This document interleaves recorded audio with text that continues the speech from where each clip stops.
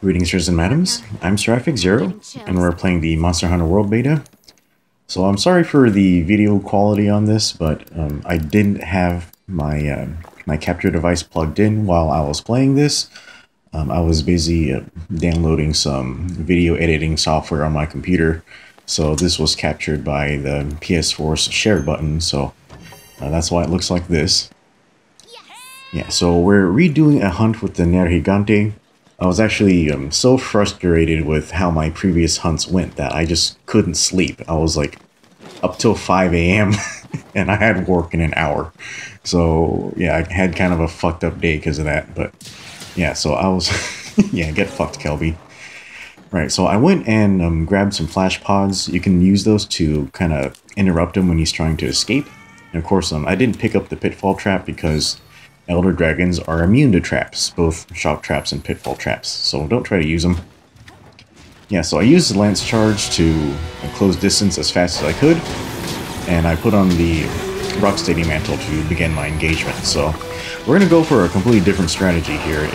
That is, we're not going to sit under his pelvis, but we're basically going to be right in front of him, and basically most of his attacks that go forward when you're at close range, you can counter all of these. Yeah, but right now, I'm in a good position, but I'm facing too far to the left, so that's kind of disadvantageous. Let's see if we can try to reset that. Yeah, and while you have the Rocksteady Mantle on, you don't worry about countering his roars. A lot of the roars actually are so strong they can't be countered. So it's, since the Rocksteady Mantle is just completely immune to roars, it's better to just keep attacking when it's roaring. Okay, so we're doing a pretty good job of breaking off the spikes. Ashy with the Vigor Wasp, good save, man. Okay, and we're just trading blows here. Yep, I really shouldn't be getting hit as much as I am here, but I noticed that the horns are actually really inconsistent about when they bounce and when they don't. Yeah, but yeah, typically the head is a pretty okay weak spot. I noticed that the parts with white spikes, they tend to take more damage, so I just aim for that when I can. Alright, so we're just set off a Paratoad, and so he got caught in it. I'm trying to stay out of the cloud because I can paralyze you too. And it's going pretty well. And I'm down to yellow sharpness, so I'm going to need to sharpen really soon.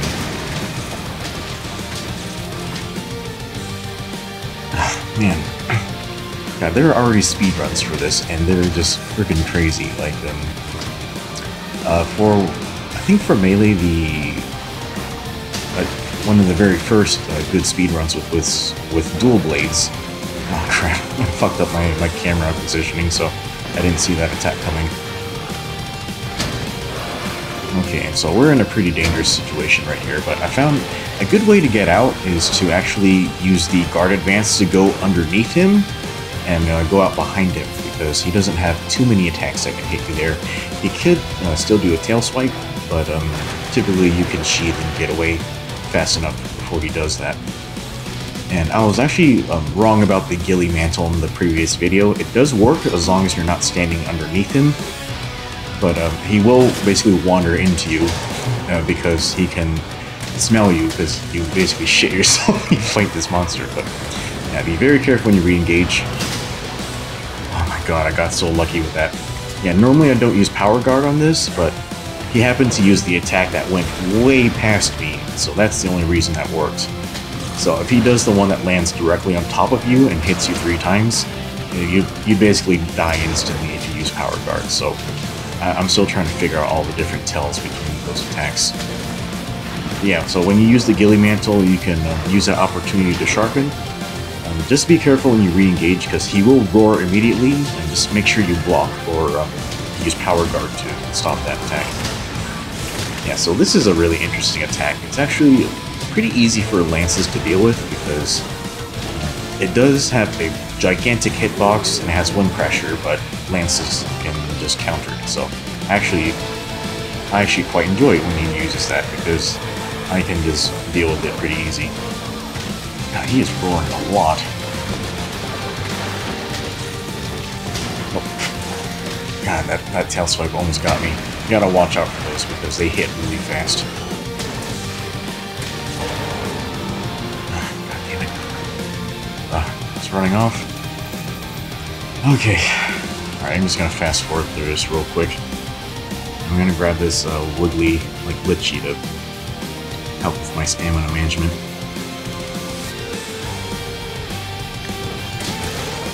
It's a good break. Got both as one, you know? Well, what did I bounce on?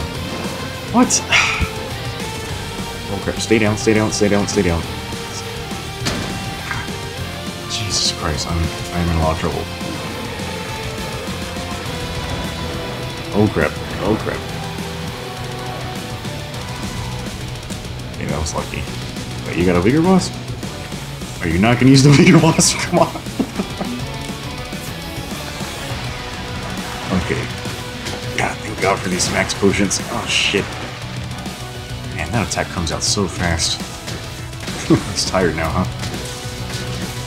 Yeah, I don't know what's with the Elder Dragons being tired. I think the Elder Dragons were just so much more badass in Freedom Unite when they didn't, you know, get tuckered out like that. God damn. He's limping? He's limping!